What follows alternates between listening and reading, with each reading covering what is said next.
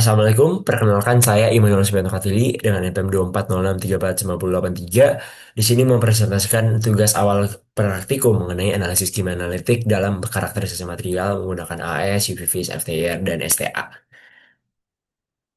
Di sini ada pengertiannya adalah praktikum yang bertujuan untuk memahami prinsip kerja, parameter, aplikasi, dan juga instrumen kimia analisis modern dalam menentukan sifat dan komposisi material. Di sini ada empat alat yang digunakan UV-Vis, FTIR, AS, dan juga STA.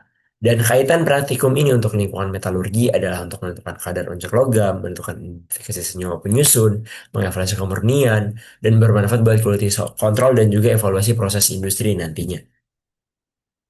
Selanjutnya yang akan saya bahas adalah UV-Vis spectrophotometry. Di sini pengertiannya adalah UV-Vis merupakan metode analisis untuk mengukur serapan cahaya pada daerah ultraviolet 200 sampai 350 nanometer dan cahaya tampak 350 sampai 800 nanometer, yang dimana diukur oleh suatu senyawa dalam larutan. Metode ini menentukan konsentrasi zat berdasarkan nilai absorbensi. Ini ada prinsip dasar yaitu setiap senyawa menyerap cahaya pada panjang gelombang tertentu, serapan terjadi akibat transisi elektron, dan semakin mudah elektron tereksitasi, maka semakin besar absorbensi yang ada. Di sini juga ada hukum Lambert yang menyatakan absorbensi itu berbanding lurus dengan konsentrasi. Ada rumusnya A sama dengan log I0 per I, atau A sama dengan EBC, di mana A absorbensi, E di sini adalah koefisien absorbensi molar, B adalah panjang kontinentasan, C adalah konsentrasi. Dan ada spektrum elektromagnetik, ini perlu kita lihat juga, ini penting. Dan selanjutnya ada terkait dengan prinsip kerjanya. Ini bisa kita lihat ada komponen-komponennya juga seperti sumber cahaya, entrance slit, ada elemen dispersi, ada exit slit, ada sampel, ada detektor, dan juga ada komputer. Dan sampel yang kita garis bawahi di sini adalah sampelnya harus berupa larutan jernih dengan persyaratan pelarut.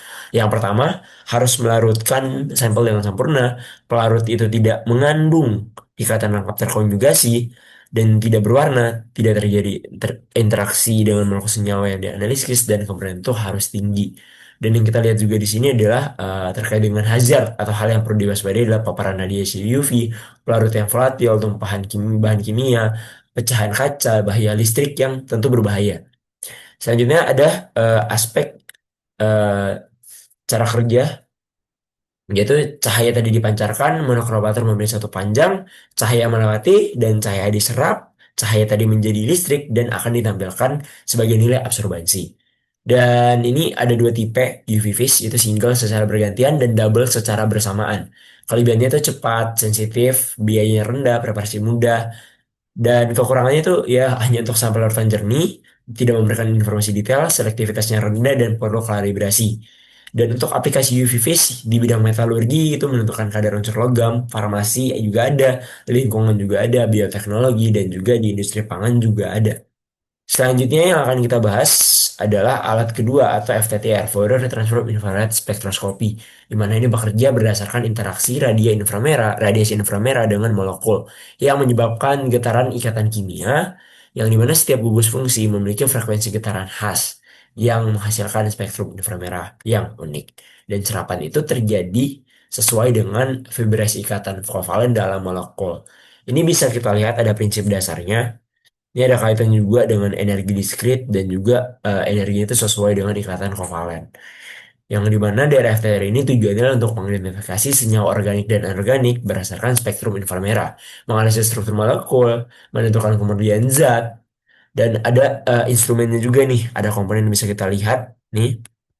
Cara kerjanya tadi dari radiasi inframerah dipancarkan, kemudian nanti pemecah sinar itu kebagi menjadi dua berkas sinar dan akan dipantulkan oleh cermin tetap dan cermin bergerak. Nanti pergerakan cermin itu menyebabkan perbedaan lintasan optik yang dimana nanti detektor akan merekam pola interferensi dan nanti transformasinya akan mengubah menjadi spektrum inframerah. Dan di sini ada jenis sampel FTIR yang perlu kita tahu, ada padatan, cairan, dan juga gas, dan beberapa keterangan yang ada di bagian bawahnya. Ini perlu untuk kita ketahui juga, teman-teman. Selanjutnya, untuk kelebihan dan juga kekurangan, kelebihannya ada non-destruktif, analisisnya cepat, dan preparasinya minimal, dan lain-lain. Untuk kekurangan yang kurang sensitif, dia membutuhkan pengalaman, terus membutuhkan juga database spektrum referensi, dan kurang optimal untuk senyawa nonpolar simetris. Dan untuk hazard yang perlu kita waspadai itu radiasi inframerah, serbuk KBR, pelarut kimia, Saat preparasi, bahaya listrik, kristal ateri itu rapuh, dan ini ada aplikasinya di bagian metodologi material, farmasi, bagian lingkungan, kimia polimer, dan juga bagian forensik.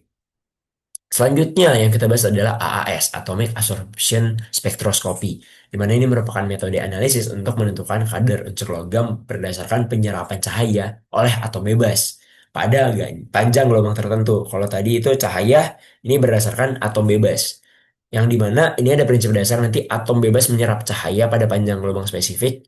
Cahaya yang berasal dari HCl tadi semakin tinggi serapannya, maka semakin tinggi konsentrasi unsur. Serapan yang tadi diukur oleh detektor, lalu diolah menjadi data konsentrasi. Di sini ada ilustrasi komponennya juga bisa dilihat. Ada detektor, ada HCl-nya, dan ada bagian readout. Dan ini adalah hasil nanti yang muncul di readout gitu. Selanjutnya, bagian proses AAS itu pertama nanti terjadi atomisasi, yaitu mengubah larutan sampel menjadi atom-atom. Nanti absorbasi yang kedua itu menyerap radiasi dan terjadi eksitasi elektron.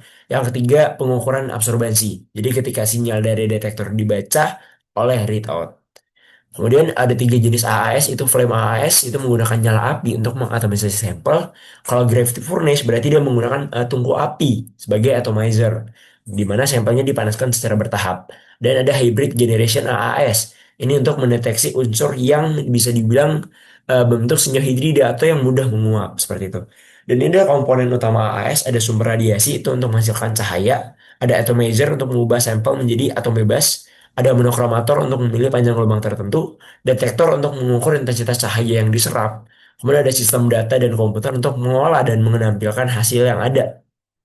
Selanjutnya, ada hukum Lambert-Bird dan kaitannya dengan analisis kuantitatif AAS, di mana dalam AAS hukum Lambert-Bird itu digunakan sebagai dasar analisis kuantitatif karena absorbensi itu berbanding lurus dengan konsentrasi, sehingga kadar logam dapat dihitung secara akurat. Di sini ada persamaan regresi linear, Y sama dengan BX plus A, Y absorbensi, X konsentrasi, B sensitivitas alat, A intercept. Ini ada cara kerjanya. Jadi sampel dialirkan ke nebulizer menjadi aerosol halus, nanti akan masuk ke nyala api, terjadi pemanasan dan akan menjadi atom bebas. Nanti cahaya dari HCl tadi didapatkan ke atom logam.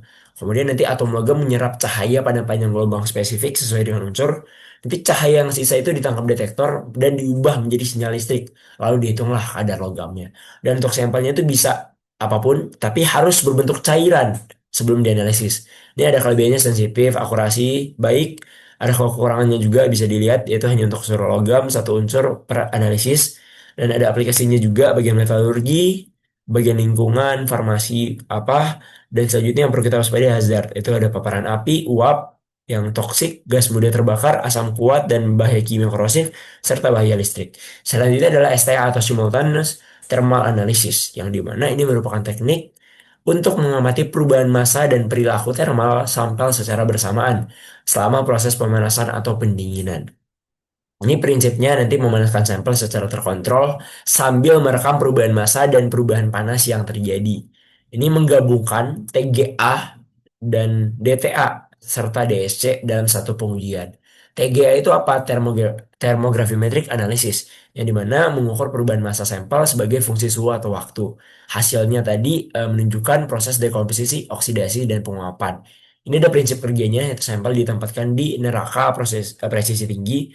Kemudian nanti didinginkan di tungku, perubahan massa terjadi secara kontinu, gasnya mengalir, dan data direkam sebagai fungsi suhu atau waktu. Ini ada DTA juga untuk mengukur perbedaan suhu antara sampel dan material referensi inert. Dan perubahan suhu, perbedaan ini terjadi reaksi endotermik atau eksotermik. Dan ada DSC, yaitu Differential Scanning Calorimetry, untuk memberikan informasi kualitatif dan kuantitatif mengenai perubahan panas seperti peleburan dan lain-lain. Ini ada prinsip kerjanya juga, yaitu sampel dan referensi dikenai program suhu yang sama, perbedaan yang tadi diukur, terjadi proses endo atau ekso, data ditampilkan sebagai kurva thermal. Dan untuk sampelnya itu untuk harus masanya kecil, homogen dan stabil secara mekanik. Sampel dapat berupa padatan, serbuk atau film tipis dengan wadah sampel maupun atmosfer pengujian. Dan ada kelebihan kekurangan itu bisa melihat perubahan berat dan panas sekaligus, mengetahui ketahanan material, hemat waktu dan tenaga. tapi kekurangannya mahal, data sulit dibaca, dan lain-lain. Aplikasinya di bagian meteorologi material, farmasi, industri polimer, dan hazardnya suhu tinggi, gas uji, kebocoran gas, perawatan listrik yang perlu kita waspadai. Ini adalah referensi yang saya gunakan.